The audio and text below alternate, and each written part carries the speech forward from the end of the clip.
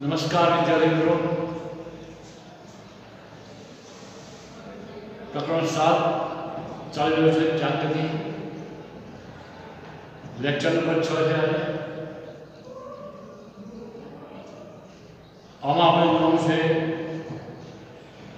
જાગૃતિની એક અગત્યની રાશિ કોણીય વેગ. જે રાશિઓ રેખીય ગતિમાં આવે છે, વેગ, પ્રવેગ, બળ વગેરે, એ રાશિઓની હવે ચાકગતિની અંદર સરખામણી થશે. રેખીય ગતિમાં જે રાશિ આપણે રેખીય વેગ v કહીએ છીએ, એ ચાકગતિમાં દર્શાવાય છે ઓમેગા વડે. હવે કોણીય વેગ ઓમેગા કોને કહેવાય સમજાવો. ધારો કે કોઈ એક જળ પદાર્થનું કોણ p t સમય p ઉપર છે, t સમયે કોઈ કોણ p ઉપર છે, p પ્લસ ડેલ્ટા t સમય p ડેશ ઉપર છે, તો ડેલ્ટા p સમયમાં તેનું કોણીય સ્થાનાંતર મિત્રો સમય delta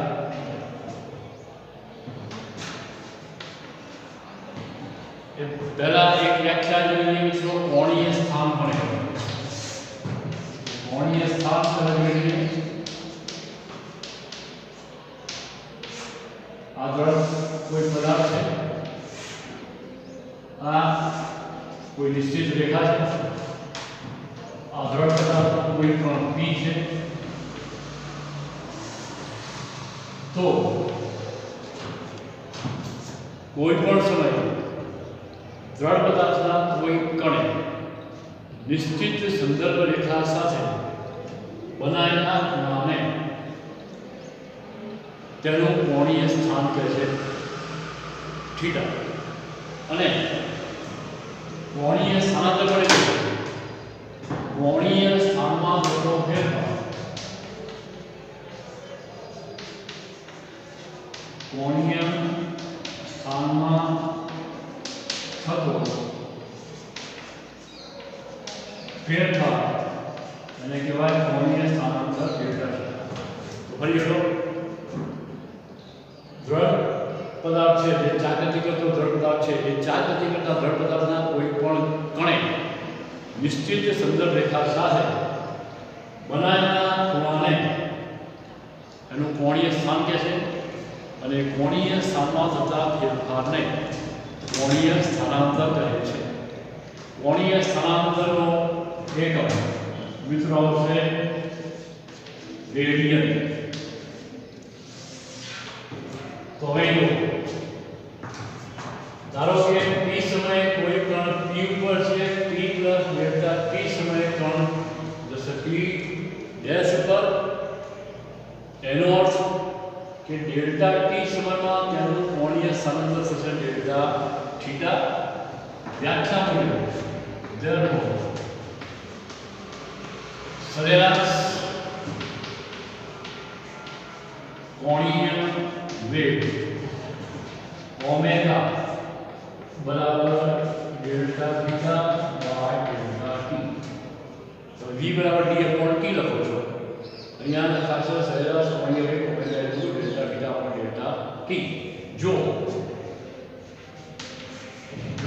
limit delta t tends to 0 સૂક્ષ્મ લઈએ તો એ તત્કાલીન અથવા તાત્ક્ષણિક omega by d theta by dt, અને આ d થીટા બાય dt કોણીય વેગ એનો એકમ ગણો છે રેડિયન પ્રતિ સેકન્ડ. તો ફરી જો કોણીય વેગ કોને કહેવાશે. અહીંયા કોઈ દ્રઢ પદાર્થ બતાવ્યો, નિશ્ચિત ભરવામાં આપણે ચાકગતિ કરે છે, એનો કોઈ પણ p છે, આ કોણ પી જે છે કોણનું સ્થાન છે ટી સમય, અમુક સૂક્ષ્મ સમય ડેલ્ટા ટીના અંતે ટી પ્લસ ડેલ્ટા ટીના અંતે કોણ આવશે પી ડેશ ઉપર.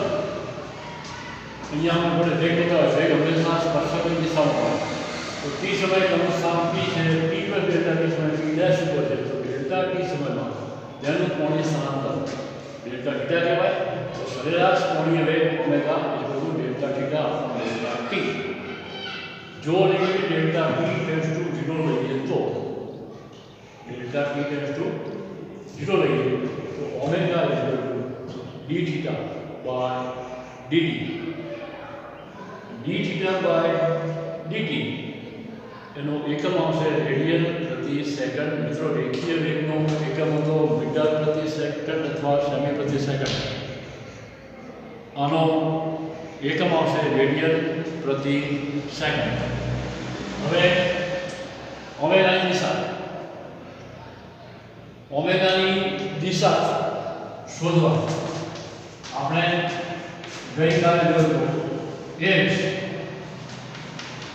જમણા હાથના સ્ક્રૂનો નિયમ એમના થશે. જે જમણા હાથના સ્ક્રૂનો નિયમ હતો એ જ કે જો તમે જમણા હાથના સ્ક્રૂને આમ ફેરવો છો તો આપણે કીધું હતું જો તમે સપોઝ આનું સ્ક્રૂ ધારી લો, આ સ્ક્રૂ ધારી લઈએ અને ફેરવીએ છીએ જમણા હાથના નિયમ મુજબ ઉપર જશે તો ઉપર જે ઝેડ અક્ષની દિશા છે ઝેડ અક્ષની દિશામાં મિત્રો કોણીય વેગની દિશા હશે. ટૂંકમાં કોણીય વેગની દિશા નક્કી કરવા માટે આપણે ઉપયોગ કરીશું જમણા હાથના નિયમો કે જમણા હાથના સ્ક્રૂના નિયમનો ઉપયોગ કરીશું. ક્લિયર?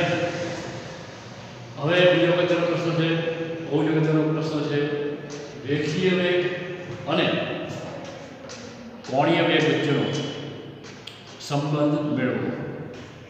રેખીય વેગ અને કોણીય વેગ વચ્ચેનો સંબંધ મેળવો. અગત્યની શ્રેણી મિત્રો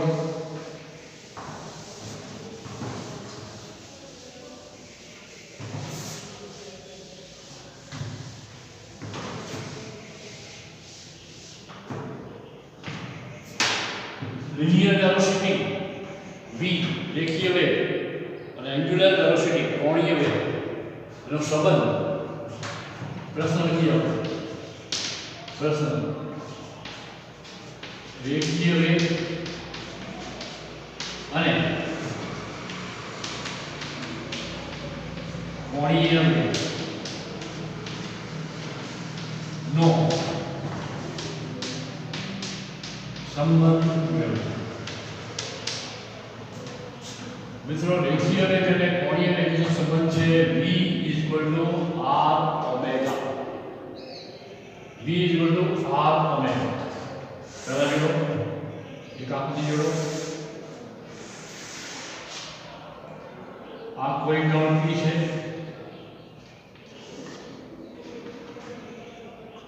આ કોઈ કોણ p છે, z અક્ષ છે,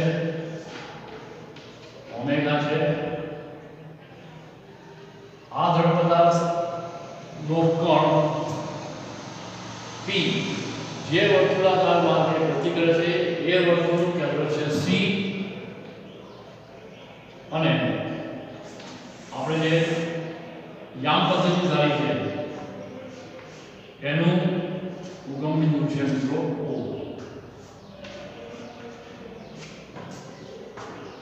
ફરી આ કોઈ દ્રવ પદાર્થનો કોણ p છે એ વર્તુળાકાર માટે ગતિ કરે છે.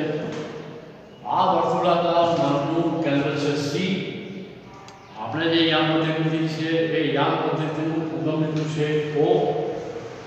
x y z એ દ્રવ પદાર્થ z અક્ષને લઈને ચાલતી કરે છે. આ O થી P નો સ્થાન સદિશ r છે. C થી P નું લંબ અંતર લખીશું r perpendicular. ઓમેગાની દિશા ભ્રમણાક્ષની દિશામાં અને વેગ આવે મિત્રો હંમેશા સ્પર્શકની દિશામાં.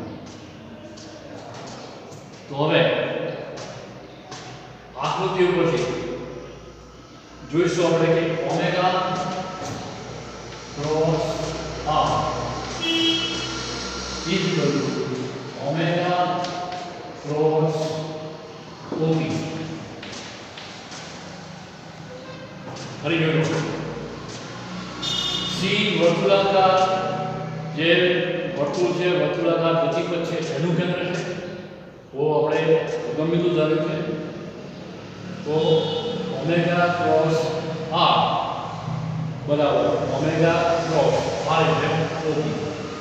પાછા આપણે શોધીએ તો ઓબી એટલે ઓસી વત્તા સીપી. ઓમેગા ઓસી વત્તા સીપી વિભાજનનો નિયમ થાય છે ઓમેગા ક્રોસ ઓસી વત્તા omega cross CP.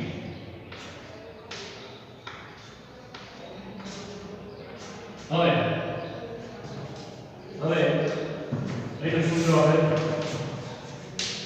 Omega cross OC બરાબર વ્યાખ્યા મુજબ omega OC sine theta equal to omega OC sine 0 બરાબર 0. મિત્રો ઓમેગા અને ઓસી બંને ઓમેગા પણ જળ દિશામાં છે, ઓસી પણ જળ દિશામાં છે, બંને એક જ દિશામાં છે. થીટા 0 થાય તો sin 0 આવે. માટે ઓમેગા ક્રોસ ઓસી બરાબર omega OC sin theta omega OC sin 0 0. બીજું ઓમેગા ક્રોસ સીપી બરાબર ઓમેગા ક્રોસ આર પરપેન્ડિક્યુલર શું લખ્યું સીસી પી નું લંબ અંતર. વ્યાખ્યા મુજબ omega R perpendicular sin theta omega R perpendicular sin 90 equal to omega R perpendicular. તો અહીંયા સીપી અને ઓમેગા તમને આકૃતિમાં દેખાય છે લંબ છે પણ આ રીતે છે. આ સીપી છે આ દિશામાં ઓમેગા છે એટલે આપણે અહીંયા મૂકવું આ સીપી અને આ આંગળી ઉપર જશે માનો આ ઓમેગા છે. બે વચ્ચેનો ખૂણો મૂકવો 90 sin 91 એટલે omega R perpendicular therefore omega cos r is equal to 0 plus omega r perpendicular is equal to omega r perpendicular omega cos r. Therefore omega cos r is equal to omega r perpendicular નું મૂલ્ય કોના એટલું છે v જેટલું. કારણ કે ઓમેગાની દિશા પણ હંમેશા સ્પર્શ આ બિંદુએ જે બિંદુએ સ્પર્શકની દિશામાં હશે. મિત્રો જે તે બિંદુએ વેગ પણ સ્પર્શકની દિશામાં જ છે. એટલે શું કહી શકાય કે ઓમેગા આર પરપેન્ડિક્યુલર એટલે ઓમેગા આર લંબ બરાબર v. therefore v equal to અદિશમાં જોઈએ તો r ઓમેગા અથવા સદિશ લખીએ તો સદિશ v equal to સદિશ ઓમેગા ક્રોસ સદિશ r. આ મિત્રો થઈ ગયો v અને ઓમેગા વચ્ચેનો સંબંધ બહુ જ અગત્યનો છે. ફરી રિપીટ કરીએ આકૃતિમાં કોઈ જળ પદાર્થ બતાવે છે પી એનો ચાર ગતિ કરતા પદાર્થનો કણ છે કે જે વર્તુળાકારની ગતિ કરે છે એનું કેન્દ્ર સી છે. આપણી જે યમાક વૃત્ત છે એનું કેન્દ્ર ઓ છે. ઓ થી સીપી સોરી ઓ થી પી નું અંતર આર છે. સી થી પી નું અંતર આર પરપેન્ડિક્યુલર છે. ઓમેગા z દિશામાં છે. તો હવે આપણે કીધું ઓમેગા ક્રોસ આર બરાબર ઓમેગા ક્રોસ ઓપી. ઓપી એટલે ઓસી પ્લસ સીપી વિભાજનનો નિયમ એટલે ઓમેગા ક્રોસ ઓસી તો ઓમેગા ક્રોસ સીપી એટલે omega cross R 0 plus omega R perpendicular 0 કેમ લખ્યું તો મિત્રો જો ઓમેગા ક્રોસ ઓસી બરાબર omega OC sin theta. Omega અને ઓસી એક જ રેખામાં છે સમાંતર છે therefore ઓમેગા ઓસી sin 0 બરાબર 0. ઓમેગા ક્રોસ સીપી વ્યાખ્યા મુજબ omega R perpendicular sin theta theta 90 છે. Omega R perpendicular sin 90 double therefore omega R perpendicular therefore સદિશ ઓમેગા ક્રોસ સદિશ R is equal to omega R perpendicular. Omega R perpendicular નું મૂલ્ય રેખીય વેગ v જેટલું છે therefore ઓમેગા ક્રોસ આર બરાબર v. ક્લિયર. હવે જોઈએ મિત્રો તમને યાદ હશે કે રેખીય ગતિમાં વેગ પછી બીજી રાશિ આવતી પ્રવેગ. અહીંયા આપણે કોણીય વેગની વ્યાખ્યા આપી હોય તો આ રીતે આપી શકાય કે omega equal to v theta by dt છે. વ્યાખ્યા કઈ રીતે કે ચાર ગતિ કરતા પદાર્થનું જે કોણીય સ્થાન છે સોરી કોણીય સ્થાનાંતર છે ચાર ગતિ કરતા પદાર્થનું કોણીય સ્થાનાંતરનું સમયની સાપેક્ષે વિકલન કરવાથી કોણીય વેગ મળે છે. રેખીય વેગમાં x હતો એ v બરાબર આપણે dx બાય dt અહીં બનશે d થીટા બાય dt એટલે કે ચાર ગતિ કરતા પદાર્થના કોણીય સ્થાનાંતર નું સમયની સાપેક્ષે વિકલન કરવાથી કોણીય વેગ મળે ઓમેગા. આ વેગનો તો સેકન્ડ પ્રતિ સેકન્ડ અથવા મીટર પ્રતિ સેકન્ડ આનો રેડિયન પ્રતિ સેકન્ડ. હવે એક જોઈએ રાશિ કોણીય પ્રવેગ.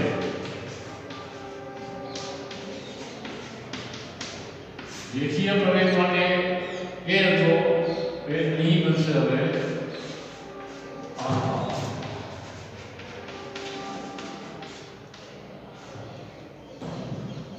તમે સ્થાનાંતરનું સમયની સાપેક્ષે વિકલન કર્યું સોરી કોણીય સ્થાનાંતરનું સમયની સાપેક્ષે વિકલન કરવાથી કોણીય વેગ મળે. તો હવે કોણીય વેગનું સમયની સાપેક્ષે વિકલન કરો તો મિત્રો પ્રવેગ મળશે.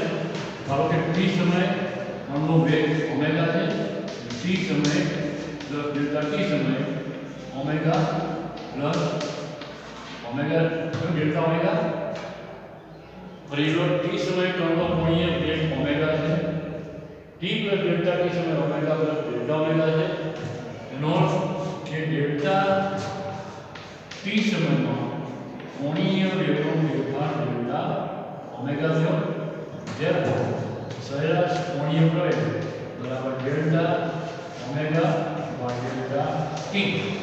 આની જેમ નહીં જો લિમિટ ડેલ્ટા t = 0 आप परिणामी संकलનમાં મોશન લાક્ષણિક સતતતાની કોણીય પ્રવેગ d theta d omega by dt. મિત્રો આનો એકમ તમને સમજી શું આવશે? આનો એકમ આવશે રેડિયન પ્રતિ સેકન્ડ સ્ક્વેર. તો આવી ગયો રેખીય પ્રયોગ ઉપરથી કોણીય પ્રવેગ. પહેલા કોણીય વેગ આવ્યો કોણીય વેગ ઉપરથી વિકલન કર્યું સમયની સાપેક્ષે એટલે આપણને મળ્યો કોણીય પ્રવેગ. મિત્રો આભાર.